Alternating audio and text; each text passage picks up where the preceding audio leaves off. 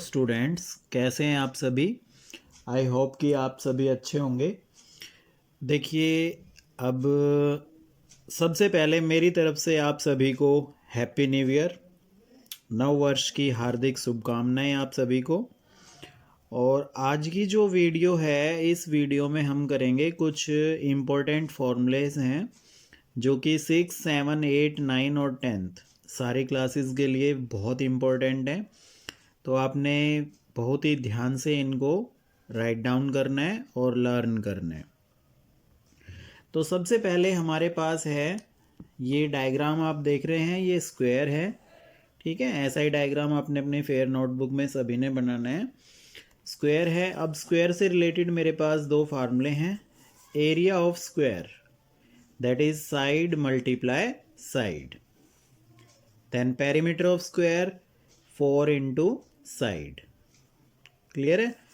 Second है हमारे पास में ये डायग्राम रेक्टेंगल है, एंड एरिया ऑफ रेक्टेंगल क्या होता है, length into breadth, and perimeter of rectangle 2 into L plus B. मतलब लेंथ और प्लस ब्रेड्थ को प्लस कर देंगे और 2 से मल्टीप्लाई कर देंगे। थर्ड हमारे पास है सर्कल। तो सर्कल में आप सभी को पता है ये यहाँ सेंटर से और यहाँ तक ये क्या कहलाता है, रेडियस, और ये कंप्लीट हो जाएगा तो डायमीटर। तो एरिया ऑफ सर्कल होता है pi r square, and circumference of circle, देखिए बाकी में अभी पेरीमीटर था, यहाँ पर सरकमफेरेंस है, क्योंकि सर्कल में हम पेरीमीटर नहीं बोलते हैं, उसको क्या बोलते हैं, सरकमफेरेंस। बात एक ही होती है। सरकमफेरेंस ऑफ सर्कल फार्मूला होता है 2 पाई आर। क्लियर। नेक्स्ट आगे चलते हैं। ये आपका राइट एंगल ट्रायंगल है। कैसे पता लगा आपको कि राइट एंगल ट्रायंगल है, देखो ये जो साइन है ना, इस साइन से पता लगता है कि ये राइट एंगल ट्रायंगल है। हाँ, area of right angle triangle ये होता है 1/2 into base into height, and perimeter of triangle, ये कोई भी ट्रायंगल हो हमारा, उसका पेरीमीटर क्या होगा, ए प्लस बी प्लस सी, मतलब तीनों साइड्स को हम क्या कर देंगे, प्लस कर देंगे। नेक्स्ट आता है हमारे पास ये जो शेप है, ये क्या कहलाती है, रोम्बस। ये आपकी स्क्वायर की तरह ही होती है, बस स्क्वायर में ईच एंगल 90 डिग्री होता है, यहाँ पर ये ऐसे नहीं होते हैं। तो ये आपका क्या होगा, रोम्बस। रोम्बस में ये बेस होता है और ये इसकी हाइट है। तो एरिया ऑफ रोम्बस का क्या फार्मूला हो जाएगा, बेस मल्टीप्लाई हाइट। बेस और हाइट दोनों की क्या कर देंगे, मल्टीप्लाई, तो वो क्या आ जाएगा, एरिया। फिर आता है पेरीमीटर ऑफ रोम्बस, ये सेम होता है जो आपका स्क्वायर का होता है, 4 मल्टीप्लाई बाय साइड। ठीक है। नेक्स्ट है हमारा पैरेललोग्राम, इसको बोला जाता है पैरेललोग्राम। ये रेक्टेंगुलर शेप होती है, बस रेक्टेंगल में ईच एंगल 90 डिग्री होता है, ये थोड़ा अलग होता है। तो इसमें भी सेम, ये हमारा बेस होता है और ये हाइट होती है। तो एरिया ऑफ पैरेललोग्राम क्या होता है, base multiply by height, and perimeter of parallelogram twice multiply length plus breadth, वही सेम जो रेक्टेंगल का होता है वही होता है। ठीक है। फिर नेक्स्ट हमारा डायग्राम आता है ट्रेपीजियम, इसको आप क्या बोलते हैं, ट्रेपीजियम बोलते हैं। ट्रेपीजियम में 2 पैरेलल साइड होती हैं, ठीक है, और ये इनको हमने ए और बी लेट किया, और ये हो गई हाइट। तो एरिया ऑफ ट्रेपीजियम क्या लेंगे आप, 1/2 multiply by height multiply sum of 2 parallel sides, मतलब ए प्लस बी। ठीक है। इसके बाद नेक्स्ट है, ये देखिए, इस शेप को बोला जाता है सिलेंडर। क्या बोला जाता है, सिलेंडर। तो वॉल्यूम ऑफ सिलेंडर क्या होता है, पाई आर स्क्वायर एच। अब आप समझ रहे होंगे आर क्या है, तो ये जो है ना हमारी रेडियस, इसको आर बोला जाता है, ये क्या कहलाएगी, आर। और पाई की वैल्यू आप लोगों को पता ही है 22/7 होती है, और ये होगी एच। ठीक है, हाइट। और फिर आता है curved surface area of cylinder, इसका फार्मूला होता है 2 pi r h. Total surface area of cylinder 2πr bracket r plus h। Next है क्यूब, ये शेप है हमारी क्यूब, तो volume of cube side multiply side multiply side. Curved surface area of cube 4 multiply side multiply side. Total surface area of cube 6 multiply side multiply side. Next आता है cuboid, ये diagram है हमारा cuboid का। Volume of cuboid, cuboid का volume का क्या formula होता है, length multiply breadth multiply height.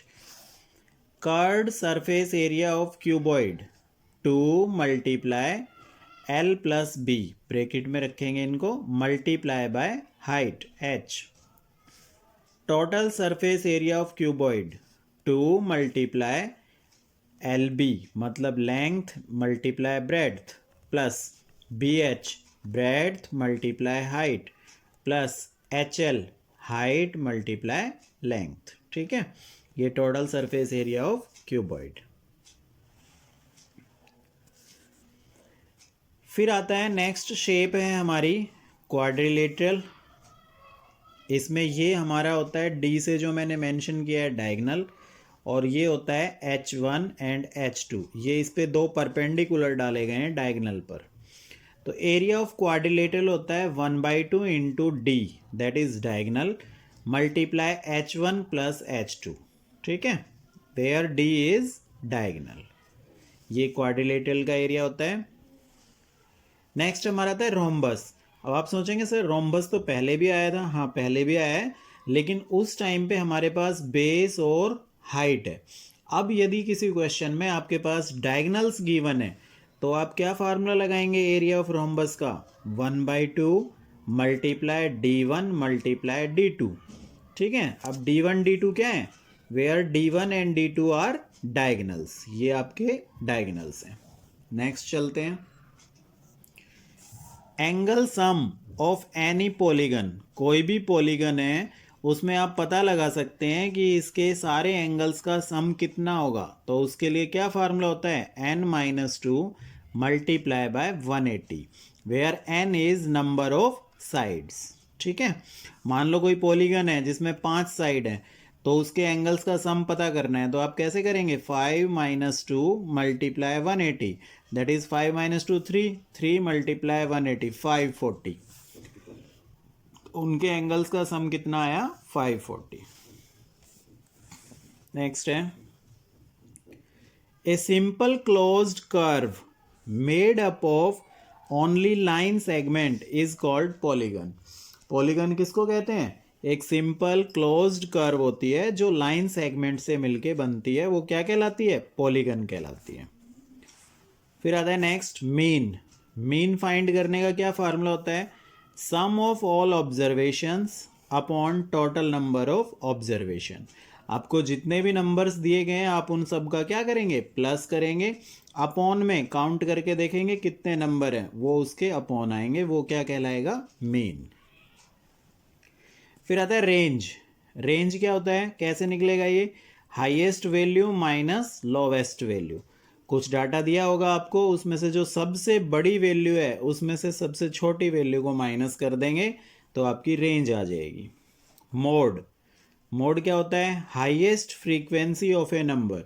आपको कोई भी एक डाटा दिया गया है, उसमें जो नंबर सबसे ज़्यादा बार रिपीट हो रहा है, जिसकी फ्रीक्वेंसी सबसे ज़्यादा है, वो क्या कहलाएगा, मोड कहलाएगा। फिर है next, the total measure of all 3 angles of A triangle is 180। Triangle के तीनों एंगल का सम कितना होता है, 180। फिर आता है cost price. The buying price of any item is said to be cost price. मतलब जिस मूल्य पर कोई चीज़ खरीदी जा रही है या जिस रेट पर कोई चीज़ आप परचेज कर रहे हैं, तो वो क्या कहलाएगा, उसका कॉस्ट प्राइस कहलाएगा। फिर आता है selling price. The price at which an item is sold is called selling price. मतलब जिस रेट पर कोई चीज़ बेची जाती है वो क्या कहलाएगा, सेलिंग प्राइस। जैसे मान लो आपने एक बुक है वो 200 रुपीज़ की बेच दी, तो ये 200 रुपीज़ क्या है, सेलिंग प्राइस है। अब बात आती है प्रॉफिट। प्रॉफिट कब होगा आपको, जब एसपी मतलब सेलिंग प्राइस ग्रेटर देन होगा कॉस्ट प्राइस से। एक एग्जांपल के थ्रू मैं बताता हूँ।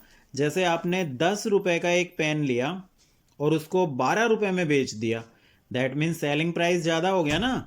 तो इस कंडीशन में आपको क्या हुआ, प्रॉफिट हुआ, क्योंकि आपने 10 का खरीदा था और बेचा कितने में, 12 रुपए में। फिर आता है लॉस। लॉस कब होगा, जब सेलिंग प्राइस कम हो और कॉस्ट प्राइस ज़्यादा हो। मैंने 10 रुपए का तो खरीदा और 8 रुपए का बेच दिया, तो मुझे तो लॉस हो गया ना भाई, मेरे तो 10 रुपए गए। ठीक है, तो ये चीज़ क्या होगी, लॉस। फिर प्रॉफिट फाइंड करने का फार्मूला होता है selling price minus cost price. Loss find करने का फार्मूला होता है cost price minus selling price. फिर आता है प्रॉफिट परसेंट, तो ये होगा profit multiply by 100 upon CP. फिर आएगा loss percent, loss multiply by 100 upon CP. फिर सीपी होगा cost price, selling price multiply by 100 upon 100 plus profit percent. ये तब फार्मूला यूज़ होगा जब आपको कॉस्ट प्राइस निकालना हो, सेलिंग प्राइस दिया हो और प्रॉफिट परसेंट दिया हो। फिर आता है कॉस्ट प्राइस फाइंड करना है कब, जब आपको लॉस परसेंट दिया हो, तो selling price multiply by 100 upon 100 minus loss percent, ये फार्मूला होगा। नेक्स्ट है सेलिंग प्राइस फाइंड करना है, तो इसका फार्मूला होगा cost price multiply by 100 plus profit percent upon 100।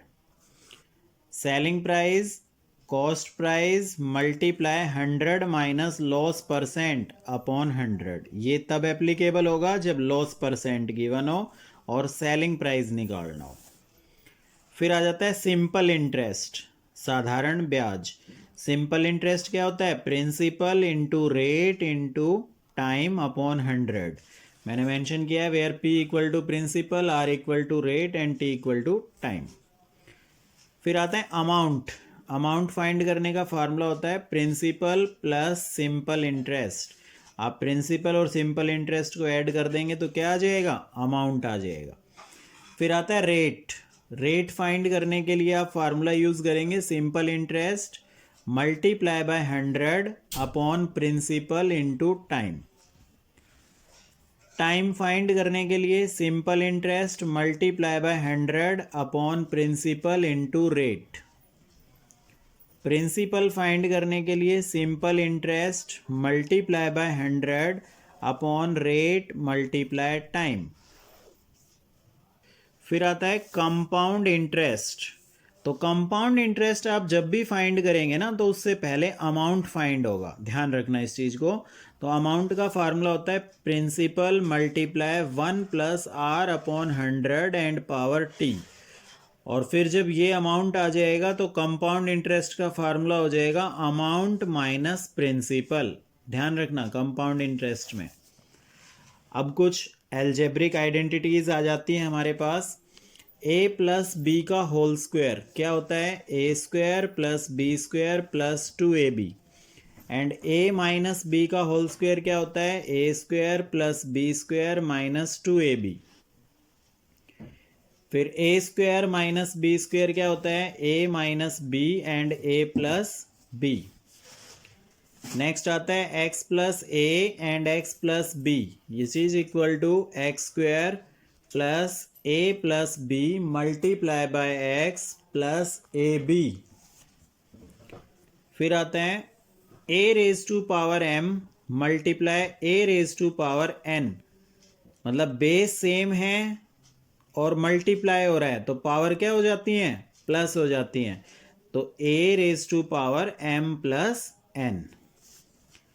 फिर है a raise to power m divided by a raise to power n, base same है डिवाइड हो रहे हैं तो पावर क्या हो जाएंगी, सब्ट्रैक्ट। ए की पावर कितना आ गया, m माइनस एन। ए की power m multiply b raise to power m। अब देखो पावर तो सेम है लेकिन बेस डिफरेंट है, तो क्या करेंगे, इन दोनों की मल्टीप्लाई हो जाएगी ए बी, और ए बी की पावर कितनी आ जाएगी, m। A raise to power m divided by b raise to power m, divide हो रहे हैं, पावर सेम है लेकिन बेस सेम नहीं है, तो ये डिवाइड हो जाएंगे a अपॉन b और इनकी पावर m। ठीक है। अब नेक्स्ट आता है हमारा आइलर्स फॉर्मूला। आइलर्स फॉर्मूला क्या होता है आपका, ये आपके जो भी डायग्राम होता है जैसे पॉलीगन वगैरह उन चीज़ों में यूज़ होता है। Face plus vertices minus edges equal to 2, ये फार्मूला होता है। ठीक है, where F equal to face, V equal to vertices and E equal to edges, ये सारी चीज़ें आप इस फार्मूले में रख के वेरीफाई करते हैं, तो ये आपका आइलर्स फॉर्मूला बोला जाता है। ये आपको कोई भी दो चीज़ें दे दी जाएंगी, थर्ड आपसे फाइंड कराएगा, तो आप इन चीज़ों को यूज़ करके फाइंड करेंगे। अब कुछ चीज़ें हैं जो बहुत इंपॉर्टेंट हैं। Smallest even number is 2। Smallest even number क्या होता है, 2 होता है, ध्यान रखना है। Smallest odd number is 1। Smallest prime number is 2। smallest composite number is 4. smallest whole number is 0. smallest natural number is 1. and 1 is neither prime nor composite। ध्यान रखेंगे 1 एक सिंगल नंबर ऐसा है जो ना ही प्राइम होता है और ना ही कंपोजिट होता है। The additive inverse of a is minus a, मतलब कोई भी नंबर है, आपने यदि उसका एडिटिव इनवर्स निकालना होता है तो प्लस में है तो क्या हो जाएगा, माइनस का, और माइनस में है तो क्या हो जाएगा, प्लस का। जैसे ये ए पॉजिटिव था तो कैसा आ गया additive inverse, negative. The multiplicative inverse of A is 1 by A. Multiplicative inverse क्या होता है, रेसिप्रोकल। कोई भी नंबर है उसका मल्टीप्लीकेटिव इनवर्स क्या होगा, उसका रेसिप्रोकल। जैसे 4 है तो 4 का मल्टीप्लीकेटिव इनवर्स क्या होगा, 1 बाय 4। ठीक है। अब बात आती है एल्जेब्रिक एक्सप्रेशन क्या होती है। An expression made up of variables and constant along with algebraic operations. ऐसी एक्सप्रेशंस जिसमें वेरिएबल और कांस्टेंट हो और वो आपस में किससे, एल्जेब्रिक एक्सप्रेशन या ऑपरेशन से जुड़े हुए हों। फॉर एग्जांपल जैसे ये लिया मैंने 5x + 3, तो ये 5 क्या कहलाएगा आपका, कोफिशिएंट, एंड ये x क्या कहलाएगा, वेरिएबल, 3 क्या कहलाएगा, कांस्टेंट, और जो ये प्लस है ये क्या है, एल्जेब्रिक ऑपरेशन। ठीक है, तो ये हमारी क्या कहलाएगी, एल्जेब्रिक एक्सप्रेशन। क्लियर है। अब इसमें आता है मोनोमियल एक्सप्रेशन। ये क्या होती है, an expression having only one term is called monomial expression. ऐसी एक्सप्रेशन जिसमें केवल एक ही टर्म हो वो क्या कहलाती है, monomial expression. For example 5x, 3x etcetera. Binomial expression क्या होती है, an expression having 2 terms is called binomial expression. ऐसी एक्सप्रेशन जिसमें 2 टर्म हो वो क्या कहलाएगी, binomial expression. For example 3x + 5, 2x + 7, देखो 2 टर्म हो गई ना, एक ये 3x हो गई, दूसरी टर्म 5 हो गई, तो ये क्या है आपकी, बाइनोमियल है। नेक्स्ट है trinomial. An expression having 3 terms is called trinomial expression. 3x² + 5x + 2, ये फर्स्ट टर्म, ये सेकंड टर्म, ये थर्ड टर्म, तो 3 टर्म हो गई, तो ये क्या कहलाएंगी, ट्राइनोमियल। अब बात आता है पॉलिनोमियल। पॉलिनोमियल क्या होता है, एन एक्सप्रेशन हैविंग 1 और मोर टर्म्स, एक या एक से ज़्यादा टर्म हो वो क्या कहलाता है, पॉलिनोमियल कहलाता है। अब बहुत इंपॉर्टेंट चीज़ें हैं, ये सभी बेसिक चीज़ें हैं, काफ़ी काम आएंगी आपके, थिंग्स टू रिमेंबर। 1 किलोमीटर किसके इक्वल होता है, 1000 metre, and 1 metre equal to 100 centimetre. 1 centimetre equal to 10 millimetre. 1 kilogram equal to 1000 gram. 1 litre equal to 1000 millilitre. 1 foot equal to 12 inch and 1 inch equal to 2.5 centimeter. 1 year equal to 365 days. 1 leap year equal to 366 days. 1 year equal to 12 months. 1 month equal to 30 और 31 days. Only fab ऐसा होता है जिसमें 28 या 29 days होते हैं. 1 week equal to 7 days. 1 day equal to 24 hours. 1 hour equal to 60 minutes. 1 hour में कितनी मिनट होती हैं? 60 minutes. And 1 minute equal to 60 seconds. 1 hour equal to 3600 seconds. ठीक है, 3600 seconds 1 hour में. 1 dozen equal to 12 things. 1 rupees equal to 100 पैसे. 1 रुपए में कितने पैसे होते हैं? 100 पैसे. 1 yard equal to 3 foot. 1 yard, 1 yard मतलब हिंदी में बताता हूँ 1 गज. ठीक है, 1 गज में कितने फुट होते हैं? 3 फुट होते हैं. 1 hectare equal to 10,000 square metre. 1 hectare में 10,000 वर्ग मीटर होते हैं. ठीक है, अब कुछ रोमन न्यूमरल्स के लिए है. तो आप सभी को आई थिंक 100, 200, 300 तक सभी को आती है, लेकिन इस वीडियो में मैं आपको देखो आगे तक भी राइट डाउन कराना सिखाऊंगा कि कैसे लिखते हैं. तो ये तो सिंपल है हमारा. 1 को आई, 2 को 2, इस तरह से 3 को ये 3, 4 को 4, 5 को 5 ऐसे लिखेंगे, 6 को 6, 7 VII, 8 VII ऐसे, 9 को ये, 10 को ये. तो ये तो जनरली चीज़ें हैं, आप सभी को आती हैं. 20, 30, 40 को लिखेंगे XL, 50 को L, 60 को LX, 70 को LXX, 80 को LXXX, 90 को XC एंड 100 को C. तो यहाँ तक सभी बच्चों को आती है. अब इससे आगे मान लो मुझे 200 लिखना है, तो 200 को क्या लिखेंगे? CC. 250 को क्या लिखेंगे? CCL. 300 को क्या लिखेंगे? CCC. 400 को क्या लिखेंगे? CD. 500 को क्या लिखेंगे? D. 600 को क्या लिखेंगे? DC.